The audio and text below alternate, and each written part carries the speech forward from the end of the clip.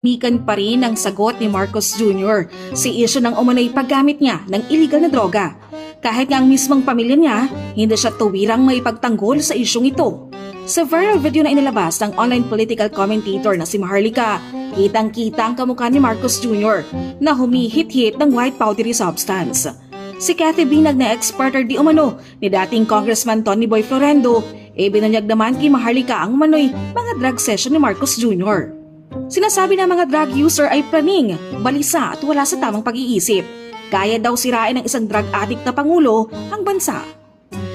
I went to Dr. Google, WebMD, and according to this regarding cocaine addiction, ang nakalagay po dito is if you are a long-time user, it might cause long-term changes in brain chemistry. And it will make it harder for you to think, sleep, pay attention, remember things, and make decisions. And reaction time may be slower.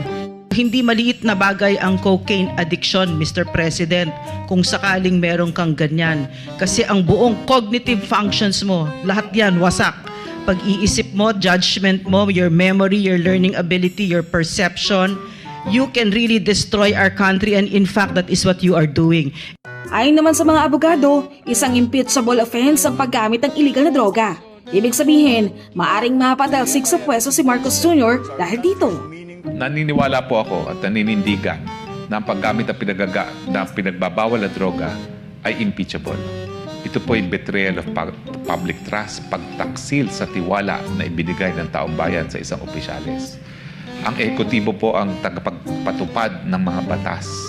Ibig sabihin po niyan, siya dapat ang nangunguna sa krusada laban sa pinagbabawal na droga at hindi dapat gumagamit. Hindi pa po tayo sigurado na siya ay gumagamit. Pero nakapagtataka po, bagamat nandiyan na ang mga ebidensya, meron pong video evidence, merong testimonial evidence si Cathy Binag, nakakabingi po ang katahimikan ng ating presidente. If we connect this likewise to his present acts, kasi baka sasabihin nila, anong ground ninyo? Betrayal of public trust according to Gonzales versus Office of the President does not cover any and all official wrongdoings or plain errors of judgment. But if you will juxtapose this with his other acts, it might really fall under the definition clearly described by the Supreme Court in Gonzales versus OP that this would be also characterized by clear bad faith and of such gravity and seriousness as other grounds of impeachment. A cocaine addict does not belong in Malacanang. A cocaine addict needs professional help. A cocaine addict has no business running a country. A cocaine addict has to focus on his recovery. A cocaine addict has no business trying to manage the lives of 110 million Filipinos because he himself cannot manage his own life. Dapat anila kay Marcos Jr.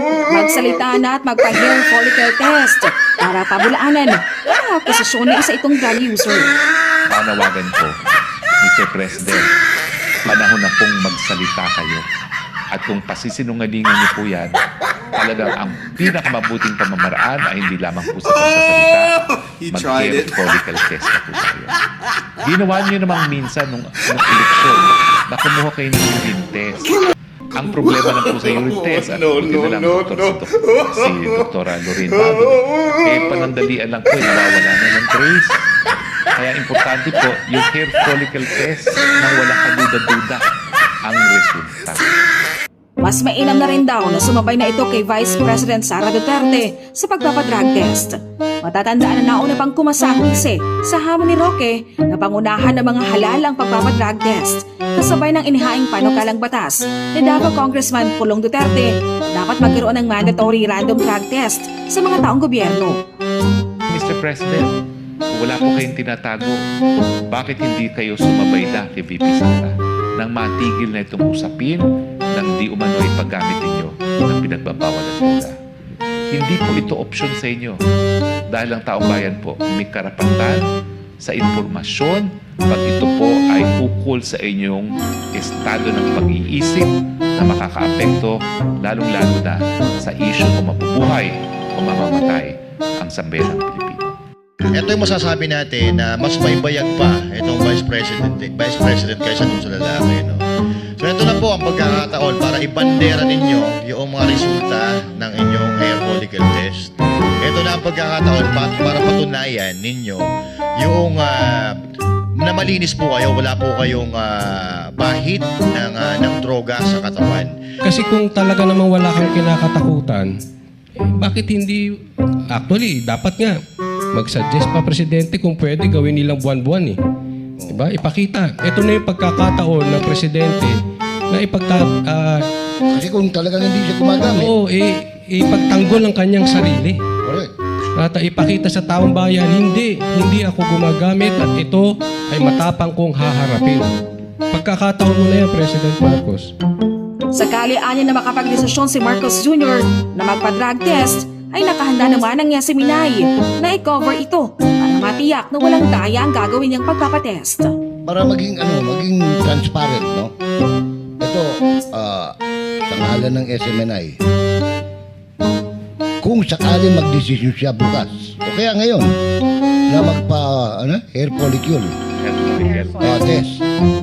Kasi ito, ino-offer din natin kay Vice President Duterte na live i-cover yan ng SMNI para walang masabi ang tao na hindi, nagpapalusot lang yan katulad nun, bigla na lang dumating yung doktor ng St. Luke's, sinabi okay na. Ngayon, para walang duda, gawin niya yan public, i-cover natin live. Sukdo lang, abutin pa yan ng 3 araw. Para sa Diyos at Pilipinas kong mahal, Mark Gonzalez.